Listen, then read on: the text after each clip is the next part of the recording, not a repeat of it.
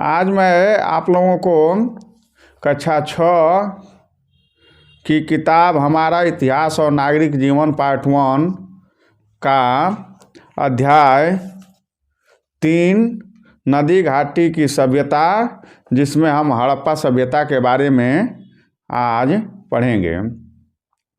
मेरे प्यारे बच्चों, आज हम देखते हैं कि हमारे यहाँ नगरीय व्यवस्था है, लेकिन ये हमें जानकर के बहुत ही आश्चर्य होगा कि प्राचीन काल में भी नगरीय व्यवस्था थी। यानी कि कुछ लोग गांवों में रहते थे और कुछ लोग शहरों में रहते थे।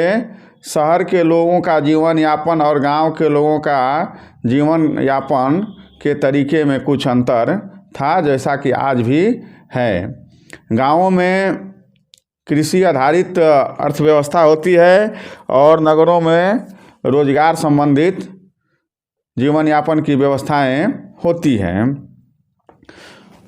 विश्व के जितनी भी प्राचीन सभ्यताएं हैं, उन सब का विकास नदियों के किनारे हुआ है। जैसा कि मैं इसी किताब का जब दूसरा अध्याय पढ़ाया था तो उसमें बतलाया था कि जो आदिमानव की बस्तियां बनी वो सबसे पहले पानी के किनारे, नदी, तालाब, झीलों के किनारे बनी। विश्व की जितनी भी सभ्यताएं बनी वो सारी नदियों के किनारे बनी, क्योंकि नदी के किनारे कई साधन मिल जाते थे। पानी मिल जाता था, नदी में नाव चलाना आसान था, यातायात जिससे हो जाता था। खेती करने के लिए जब पानी मिल जाता था तो खेती में उत्पादन अधिक होता था। नदी मार्ग से व्यापार करना ज़्यादा सस्ता, आसान और सुरक्षित था। नगरीय जीवन में क्या हुआ कि काम धंधों की प्राथमिकता बढ़ती गई, लोग शहरों की तरफ आकर्षित होते गए और नए नए काम धंधों की शुरुआत हुई। प्राकृतिक कच्चे माल जो अगल बगल में उपलब्ध थे, उनसे निर्मित वस्तुएं बनती थी और फिर उनको गांवों में ले जाकर के बेचा जाता था। ये प्राचीन व्यवस्था में भी होती थी।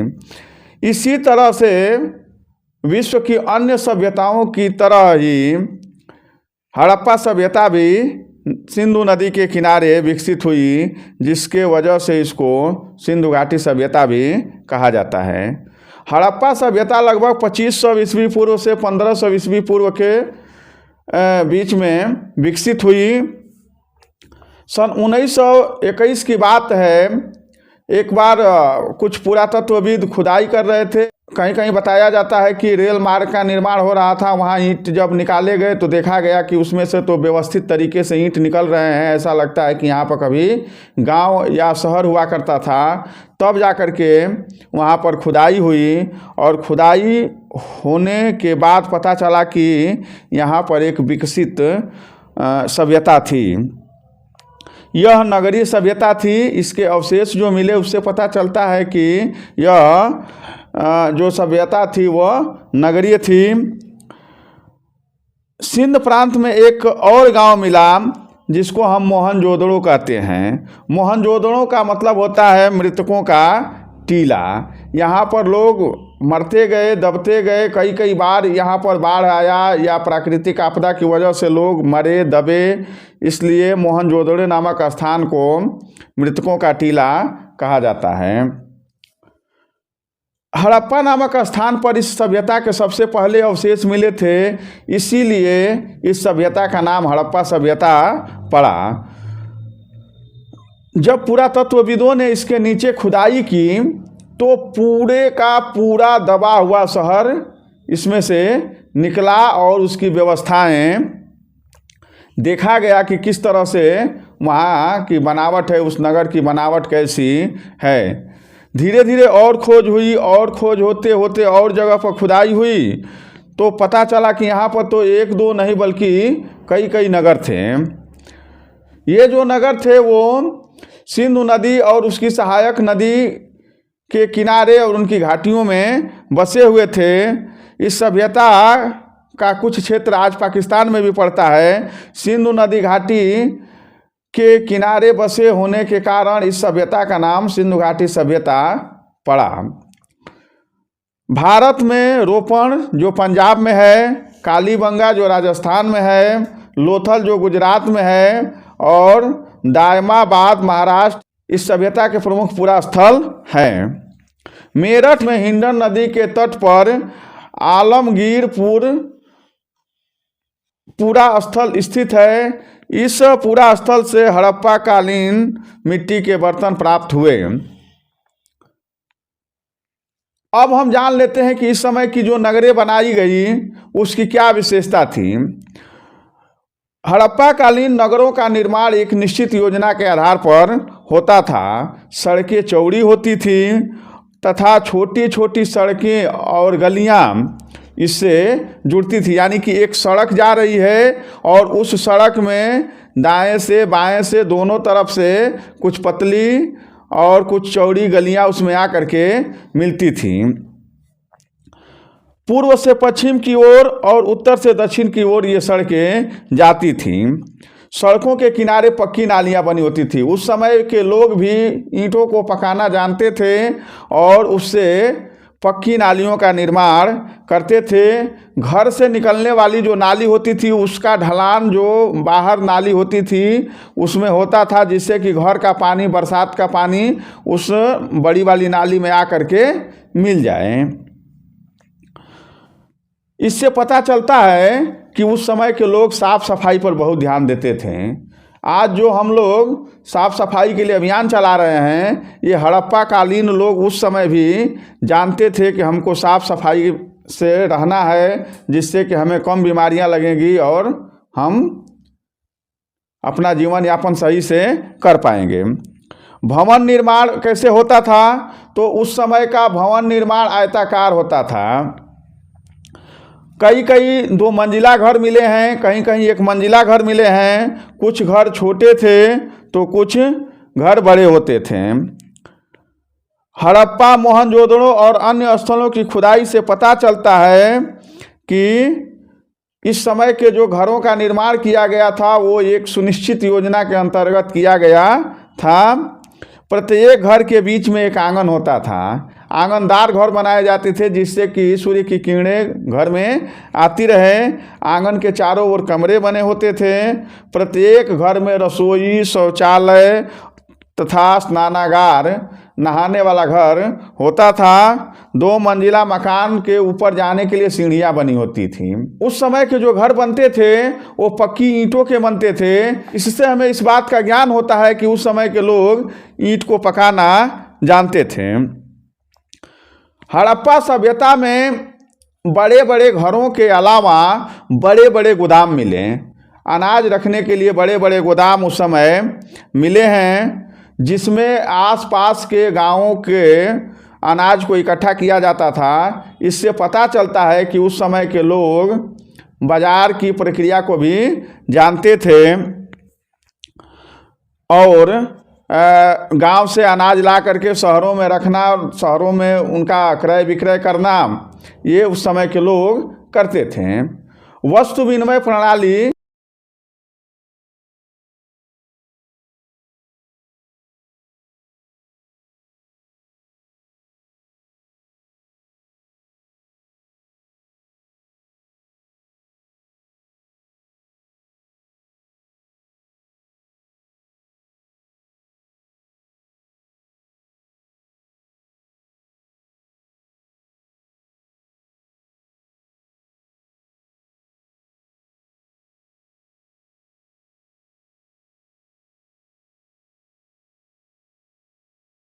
और कपास से बने हुए कपड़े ये लोग पहनते थे।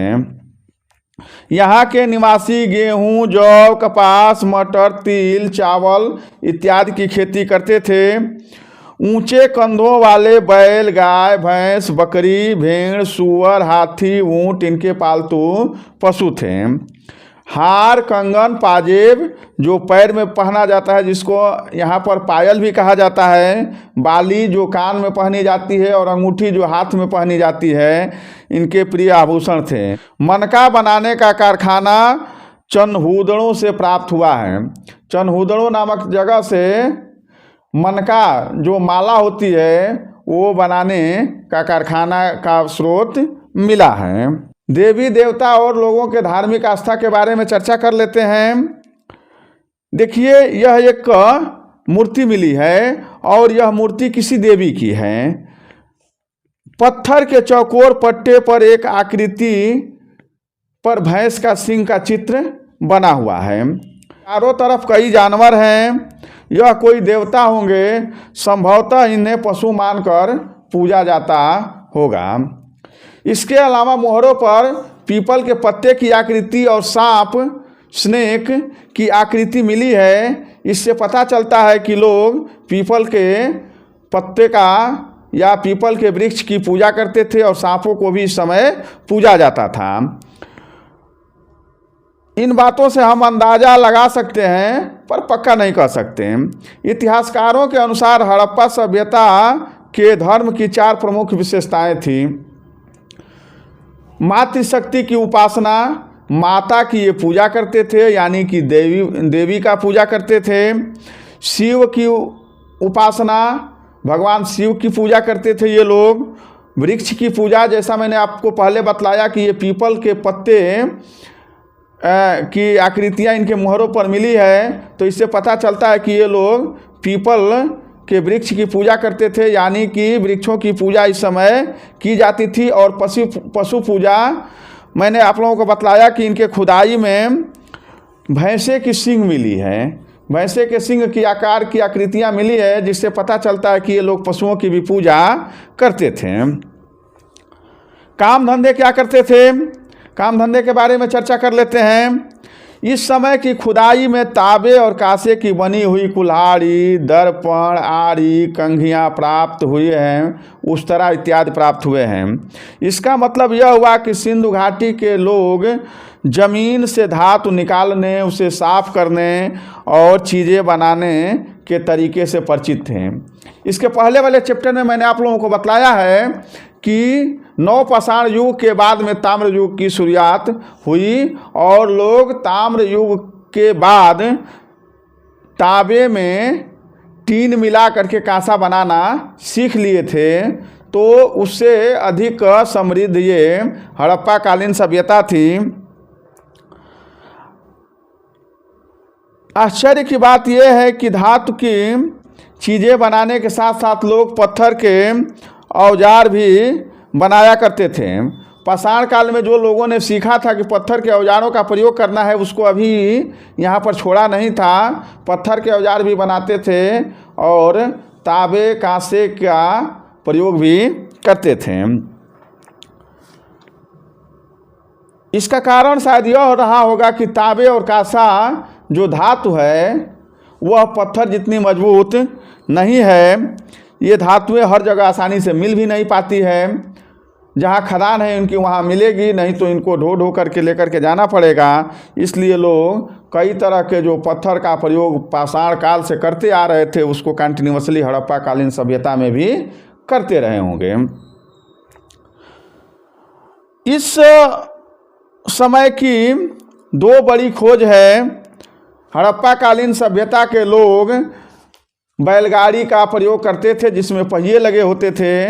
इसका मतलब ये हुआ कि ये लोग पहिए का प्रयोग खूब करते थे। चाक के रूप में पहिए का प्रयोग करते थे और उस पर मिट्टी के बर्तन बनाते थे। नवपाषाण युग में जो चाक पर बर्तन बनाते थे वो इतने सुंदर नहीं होते थे, लेकिन हड़प्पा कालीन सभ्यता के जो बर्तन थे, मिट्टी के बर्तन, ये उस समय के नवपाषाण युग के बर्तन से अच्छे मिले हैं। यहाँ पर मैं आप लोगों को कुछ बर्तन के फोटो और नर्तकी का फोटो जो कांसे की बनी हुई है, मोहनजोदड़ो से प्राप्त हुई है, उसको मैं डाल देता हूँ, आप इसको देख लेंगे। इन चित्रों को आप देखने से यह अनुमान लगा सकते हैं कि हड़प्पा कालीन जो कारीगर थे वे बड़े कुशल थे। अलग अलग चीज़ों बनाने के लिए, अलग अलग चीज़ों को बनाने के लिए अलग अलग कारीगर हुआ करते थे जो अपनी चीज़ बनाकर एक दूसरे को बेचते थे। वस्तु विनिमय प्रणाली चलती थी उस समय। सामान के बदले सामान, वस्तु के बदले वस्तु। उस समय शायद ऐसा लगता है कि मुद्रा का आविष्कार नहीं हुआ होगा, इसलिए वस्तु विनिमय प्रणाली चल रही थी। व्यापार कैसे करते थे लोग उस समय के, इस पर चर्चा कर लेते हैं। हड़प्पा के नगरों से पत्थर, हाथी दांत, मिट्टी एवं धातु से बनी वस्तुएं मिली हैं। कुछ विद्वान सोचते हैं कि ये वास्तव में व्यापारियों की मुहरें थीं। ये विभिन्न आकार की थी। इन मुहरों पर आदमी की आकृतियाँ, कुछ पर जानवरों की, पौधों की और कुछ पर बर्तन की आकृतियाँ बनी हुई थीं। व्यापारी लोग जब एक जगह से दूसरी जगह सामान भेजते थे तो अपना मुहर लगा करके उस पर भेजते थे ताकि उसमें कोई गड़बड़ी न हो। गीली मिट्टी से छाप देते थे, अपना एक स्टिकर टाइप का लगा करके गीली मिट्टी और उस पर अपना मुहर मार देते थे ताकि उनके सामान की पहचान बनी रहे। नाप तौल के लिए बटखरे और पैमाने का प्रयोग करते थे।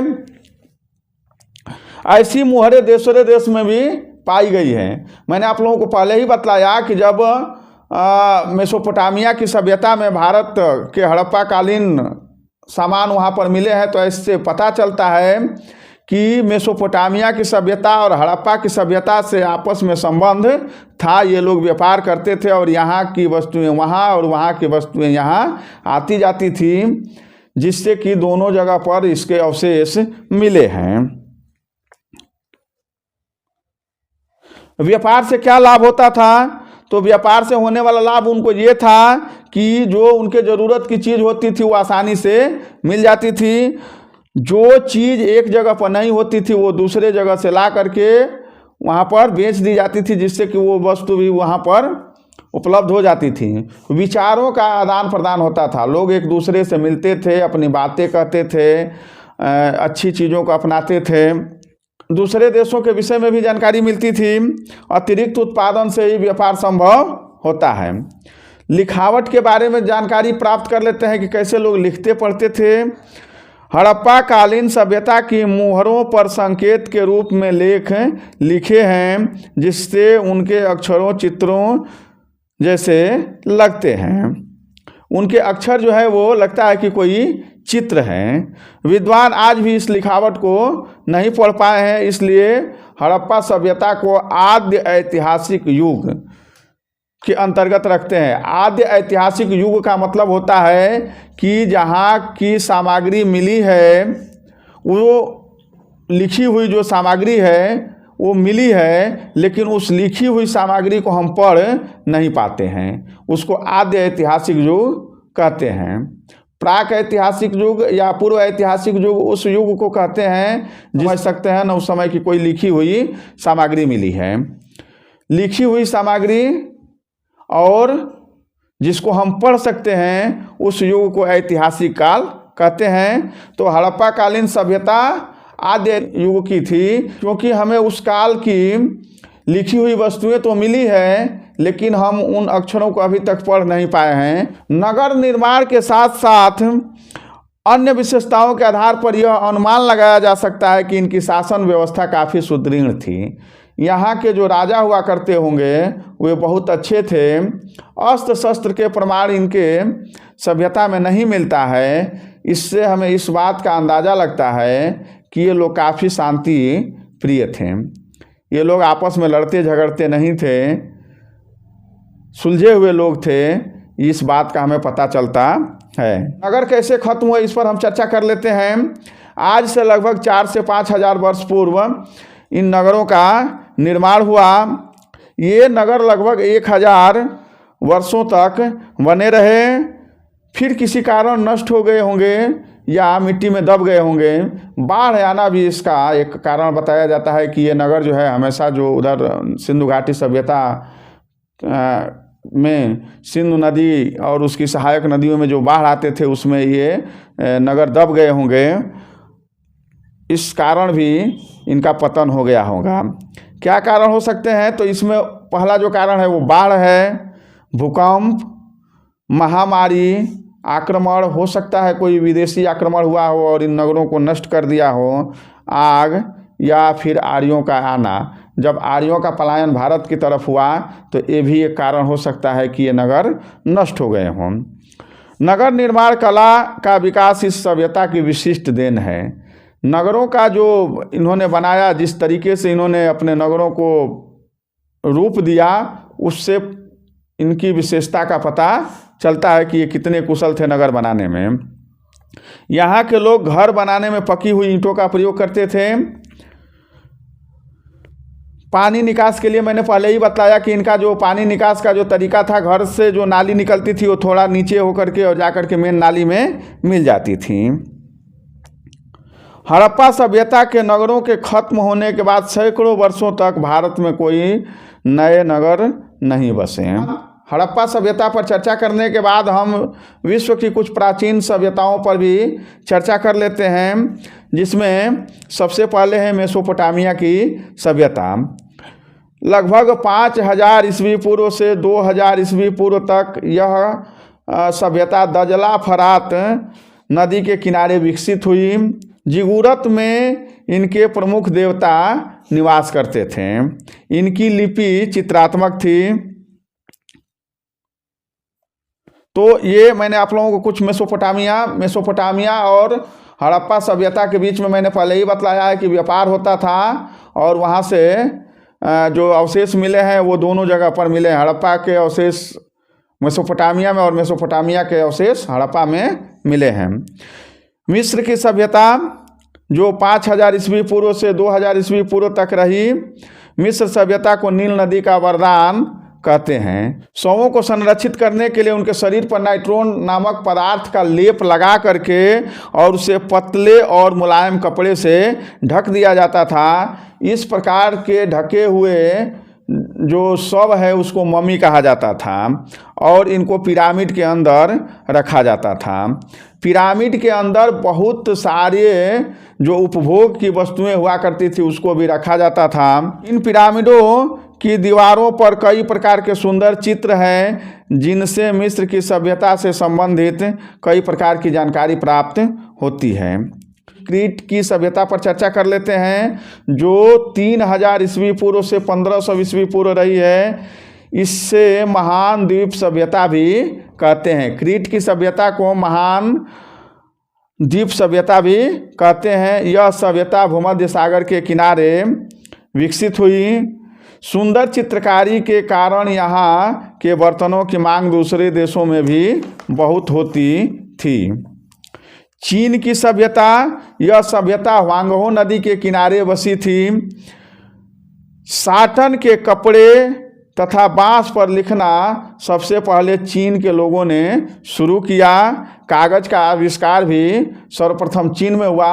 पेपराइस नामक घास के कारण पेपर बना। पेपर का जो नाम पड़ा है वो चीन में लोग पेपराइस नामक घास पर लिखते थे, उसी से पेपर नाम पड़ा। चीनी लोग कांस्य के बर्तन में भोजन करते थे। यह जो आप शब्द देख रहे हैं, चीनी अक्षर में लिखा हुआ शब्द किताब, बांस की बनी हुई चीन की किताब जो आप देख रहे हैं ये है। तो इस तरह से हम लोगों ने हड़प्पा पर विशेष चर्चा किया। उसके बाद मेसोपोटामिया, मिस्र, क्रीट और चीन की सभ्यता के बारे में भी जाना। बच्चों, इसमें आपको जो समझ में ना आया होगा वो आप कमेंट करके पूछ सकते हैं। मैंने भरसक प्रयास किया कि सारी चीज़ें आप लोगों को बता दी जाए। जो समझ में ना आया हो आप कमेंट करके पूछ सकते हैं।